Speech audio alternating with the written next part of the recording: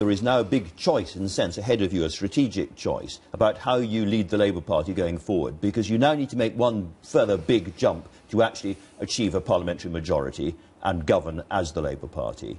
On the one hand, you could say, I'm going to double down on what I've achieved so far. The momentum movement, getting all those younger voters out, giving them a more left-of-centre manifesto, that all worked brilliantly for me, and that's how I'm going to carry on with the same sort of people around me as before. Or you could say, on this occasion, I want to open generously out to those people who gave me such a horrible time over the last 2 years, all those Blairites and Brownites who've been carping in the wings and they're now eating humble pie all over the airwaves and saying how brilliant you are. Would you bring those kind of people back in? Yvette Cooper and all the rest of it. Are they welcomed back in the Labour Party? I'm the most generous person in the world.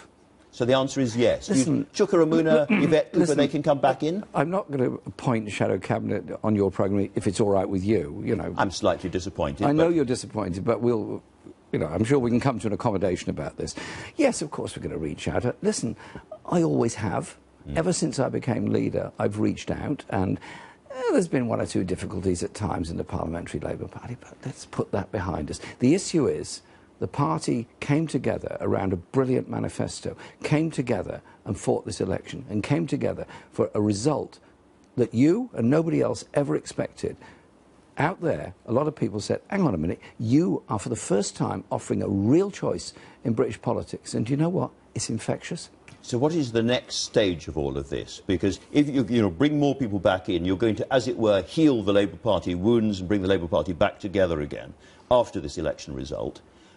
You're expecting an election quite soon. Is the Labour Party ready for an election again this year? It's a very expensive process. Listen, we don't have any big donors. We don't have any billionaires. We raised millions of pounds from an average donation of £22. Ordinary people, without much money, saw in us something that was transformative, different, and a real offer in society. We're ready any time. Now, you've probably heard already Conservatives on this programme saying the one thing we really fear is an early election because Jeremy Corbyn will become Prime Minister if we're not very, very careful. What's your message to Theresa May now? Well, she fought the election on the basis she wanted a personal mandate. She said in terms in Parliament, vote for me. I never said that. I've said vote Labour. And she said she needed that mandate in order to negotiate Brexit. Well, what happened?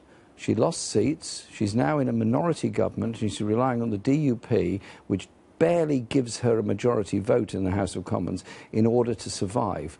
Listen, is it credible that with all the issues facing our country, all the issues of inequality and justice and the Brexit talks and everything else, that you have a government that cannot actually gain a majority in the House of Commons except by doing a deal with a very socially conservative DUP? Come on. We need something more responsible than that. Is Jeremy Corbyn in this for the long term? Look at me. I've got youth on my side.